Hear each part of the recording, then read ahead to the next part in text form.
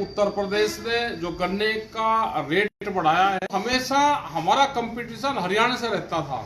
हरियाणा अभी भी आगे है, योगी जी कोई कमजोर नहीं है, लेकिन इलेक्शन 2027 में है तो अभी जो 400 गन्ने का रेट करा है और जो दूसरी वैरायटी है उनका 390 करा है, लेकिन शुगर फैक्ट्रियां या दूसरी ओर वे हैं मिलें हैं, वे उस पे जो रिजेक्ट वैरायटी है उस पे लगाने पे बैन करती है, उसको खरीदने पे बैन करती है, अर्ली वैरायटियों को ज्यादा प्राथमिकता देती है।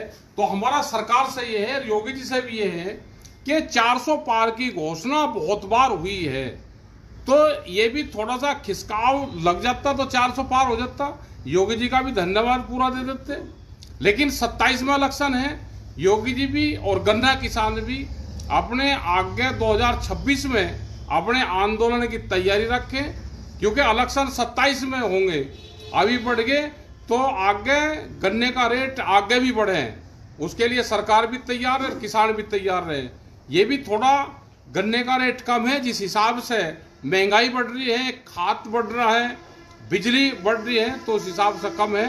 तो आप सभी किसानों को यही कि आपने जो आंदोलन करे, जो पूरे प्रदेश भर में ज्ञापन दिए गए किसान संगठन द्वारा, तो उसका ये नतीजा है कि आज सरकार ने सूद ली और गन्ने का 400 के आसपास लगाया, 400 लगाया, लेकिन 400 पार नहीं करा।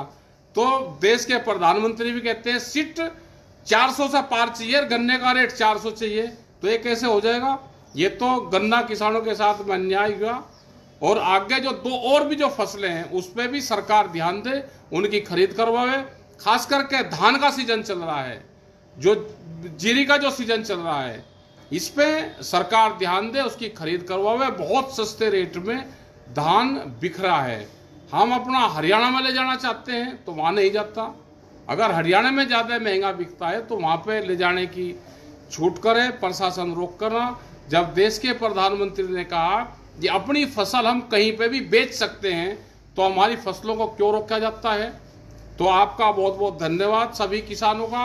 अपने आंदोलन पे ध्यान दो, सरकारों की नीति पे ध्यान दो, जो सरकार की पॉलिसी है उस पॉलिसी से भी सरकारों को काम करें।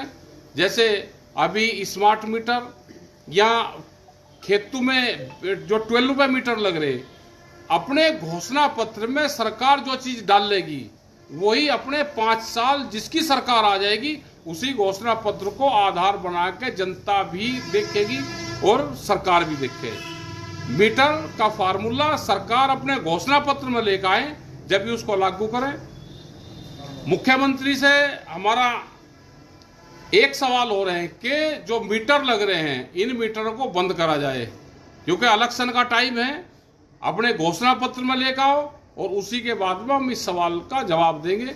धन्यवाद। जय हिंद, जय भारत।